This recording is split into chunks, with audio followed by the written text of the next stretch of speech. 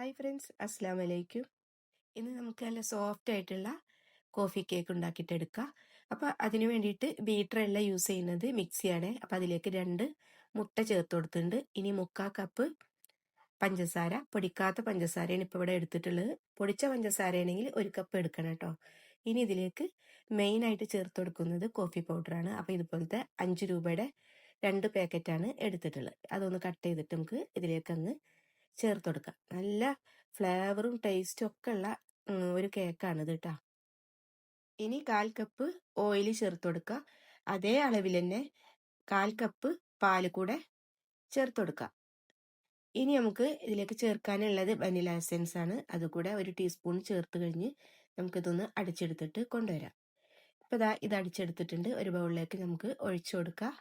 ഇനി ഇതിലേക്ക് മൈദ ചേർത്ത് കൊടുക്കുക. അപ്പോൾ അരിപ്പയിലേക്ക് 1 കപ്പ് മൈദ ഇട്ട് കൊടുക്കുക. ഞാനിവിടെ 2-3 പ്രാവശ്യം ഒന്നും അരിച്ചെടുക്കുന്നില്ല കേട്ടോ, ഒറ്റ പ്രാവശ്യം തന്നെ അരിച്ചെടുക്കുന്നുള്ളൂ. ഇനി ഇതിലേക്ക് 1/2 teaspoon baking soda, 1/4 teaspoon baking powder കൂടെ ചേർത്ത് കൊടുക്കുന്നുണ്ട്. ഇനി ഇതൊന്ന് ഇതിലേക്കൊന്ന് അരിച്ചിട്ട് ഇട്ട് കൊടുക്കുക. ഞാനിതിൽ ഡ്രൈ ഫ്രൂട്ട്സ് ഒന്നും ഇട്ടിട്ടില്ല, നിങ്ങൾക്ക് വേണമെങ്കിൽ അതുകൂടെ ചേർത്ത് കൊടുക്കുക. ഇനി നിങ്ങളെ കയ്യിൽ പാലില്ലെങ്കിൽ ചില സമയത്തൊക്കെ നമുക്ക് ചിലപ്പോൾ പാലില്ല എന്നൊക്കെ വരും. ആ ടൈമിൽ നിങ്ങൾക്ക് തൈര് കയ്യിലുണ്ടെങ്കിൽ അത് ചേർത്ത് കൊടുക്കുക. 1/4 കപ്പ് കേട്ടോ. അത് ചേർത്താലും നല്ല സോഫ്റ്റ് ആയിട്ടുള്ള കേക്ക് തന്നെ കിട്ടും. ഇത് ഈവനിങ്ങിൽ നമുക്ക് കട്ടൻ ചായയുടെ കൂടെ കഴിക്കാൻ നല്ല ടേസ്റ്റാണ്. അത്രയ്ക്കും സ്പോഞ്ച് പോലെ ഇരിക്കുന്ന ഒരു കേക്കാണിത്. കോഫി ആയതുകൊണ്ട് തന്നെ പ്രത്യേകിച്ച് നമുക്ക് പറയാനില്ല, കോഫിയുടെ ഫ്ലേവർ എല്ലാവർക്കും ഇഷ്ടപ്പെടുന്നതായിരിക്കും.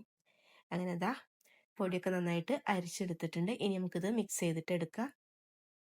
സിമ്പിളായിട്ടുള്ള ഇതുപോലത്തെ ഒക്കെ കേക്ക് ഉണ്ടാക്കാൻ നമുക്ക് ബീറ്ററിൻ്റെ ഒന്നും ആവശ്യമില്ല. ഇതുപോലത്തെ ഒരു സ്പാച്ചുല ഉണ്ടെങ്കിൽ കട്ടയില്ലാതെ തന്നെ മെല്ലെ മെല്ലെ ഫോൾഡ് ചെയ്തിട്ട് എടുക്കാൻ പറ്റും.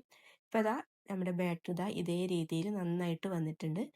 ഇനി നമുക്കിത് ട്രേയിലേക്ക് ഒഴിച്ചു കൊടുക്കാം. അപ്പം ഞാനിപ്പോൾ ഇവിടെ ഒരു ട്രേയിൽ കുറച്ച് ബട്ടർ ഒന്ന് ബ്രഷ് ചെയ്ത് കൊടുത്തിട്ട് മൈദ ഒന്ന് തൂക്കി കൊടുത്തിട്ടുണ്ട്. നിങ്ങളുടെ കയ്യിൽ ബട്ടർ പേപ്പർ ഉണ്ടെങ്കിൽ അത് വെച്ച് കൊടുത്താൽ മതി. ഇനി നമുക്ക് ഇതിലേക്ക് ഇത് ഒഴിച്ചു കൊടുക്കാം. കേക്കിൻ്റെ ബാറ്റർ ഒരുപാട് അങ്ങ് കട്ടി കൂടി പോയിട്ടുണ്ടെങ്കിൽ എനിക്ക് തോന്നിയിട്ടുള്ളത് അതിൻ്റെ ഒരു സോഫ്റ്റ് കുറയുന്നതാണ് കേട്ടോ. ഇനി എല്ലാവർക്കും എങ്ങനെയെന്ന് അറിയില്ല. ഞാൻ ഇതുവരെയുള്ള കേക്ക് ഉണ്ടാക്കുന്നതിൽ ഒരുപാട് കേക്കൊന്നും ഉണ്ടാക്കുന്ന ഒരാളല്ല. ഉണ്ടാക്കുന്ന ടൈമിൽ എനിക്ക് തോന്നിയിട്ടുള്ളത് അതാണ്. ഇത് മിക്സ് ആക്കുന്നതിൻ്റെ മുന്നേ തന്നെ കുക്കർ ഒന്ന് പ്രീഹീറ്റ് ചെയ്യാൻ വെച്ചിട്ടുണ്ടായിരുന്നേ. ഒരു 5 മിനിറ്റ് വെച്ചാൽ മതി.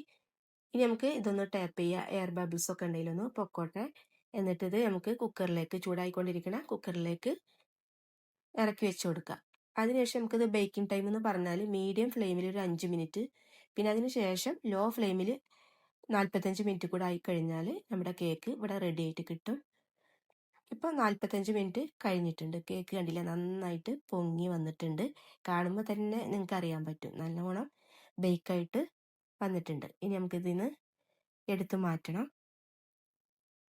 കേക്ക് ഒന്ന് ചൂടാറിയതിന് ശേഷം ഡിമോൾഡ് ചെയ്തിട്ട് എടുക്കുക. ഇപ്പോൾ ഒന്ന് ചൂടാറിയിട്ടുണ്ട്. നമുക്ക് ബട്ടർ പേപ്പർ ഒന്നും വേണ്ട. അപ്പോൾ കണ്ടില്ലേ, നല്ല പെർഫെക്റ്റ് ആയിട്ട് തന്നെ കിട്ടിയിട്ടുണ്ട്. പിന്നെ സൈഡിലൊക്കെ നമ്മൾ മൈദ തൂക്കിയതിൻ്റെയാണ് കാണുന്നത്. ഇനി ഇതൊന്ന് കട്ട് ചെയ്തിട്ട് എടുക്കുക. വെറുതെ ഒരു പ്ലെയിൻ ആയിട്ടുള്ള വനില കേക്കൊക്കെ ആണെങ്കിൽ ഇവിടെ കുട്ടികൾക്കൊന്നും ഇഷ്ടമില്ല. എല്ലാ കുട്ടികൾക്കും അതുപോലെ തന്നെ ആയിരിക്കാം. ഇത് കോഫിയുടെ ഒക്കെ ഫ്ലേവർ ആയതുകൊണ്ട് അവർക്ക് നല്ല ഇഷ്ടമാണ്. ഇപ്പോൾ കണ്ടില്ലേ, നല്ല സോഫ്റ്റ് ആയിട്ടുള്ള സ്പോഞ്ച് പോലത്തെ കേക്ക് നിങ്ങൾക്ക് കാണുമ്പോൾ തന്നെ മനസ്സിലാവും. അപ്പോൾ എല്ലാവരും ഇതുപോലെ ഒന്ന് ട്രൈ ചെയ്ത് നോക്കുക. സബ്സ്ക്രൈബ് ചെയ്യാതെ കാണുകയാണെങ്കിൽ ഒന്ന് സബ്സ്ക്രൈബ് ചെയ്യുക. പിന്നെ നിങ്ങൾക്ക് ഇഷ്ടപ്പെട്ടിട്ടുണ്ടെങ്കിൽ നിങ്ങളുടെ ഫ്രണ്ട്സ് ആൻഡ് റിലേറ്റീവ്സിനൊക്കെ ഒന്ന് ഷെയർ ചെയ്ത് കൊടുക്കുക, ലൈക്ക് ചെയ്യുക. അപ്പോൾ ഇൻഷാല്ലാ നെക്സ്റ്റ് വീഡിയോയിൽ കാണാം.